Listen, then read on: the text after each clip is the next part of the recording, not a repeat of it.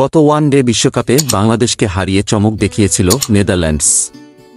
Giant killer হিসেবে বেশ খ্যাতি আছে তাদের। টি-20 ক্রিকেটে বড় দল ছোট দলের ব্যবধান কমে আসে আরও। চমক দেখাতে অবশ্য বিশ্বকাপ পর্যন্ত অপেক্ষা করতে নারাজ নেদারল্যান্ডস। গা গরমের ম্যাচে একটা চমক উপহার দিয়েছে স্কট এডওয়ার্ডসের দল। শ্রীলঙ্কাকে হারিয়েছে দিয়েছে নেদারল্যান্ডস।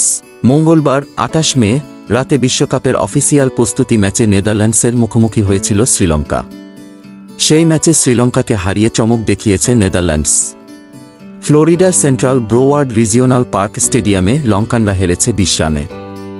আগে ব্যাট করে নেদারল্যান্ডস করেছিল ১৮১ রান।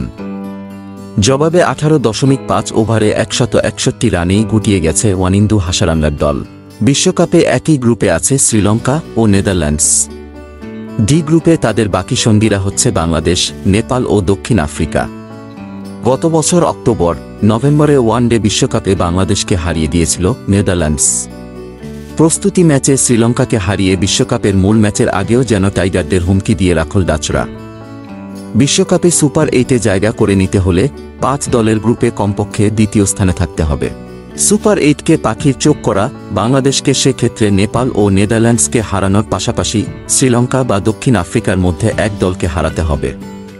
সেই কাজটা যে সহজ হবে না তা শ্রীলঙ্কাকে হারিয়ে বুঝিয়ে দিল স্কট এডওয়ার্ডসের দল।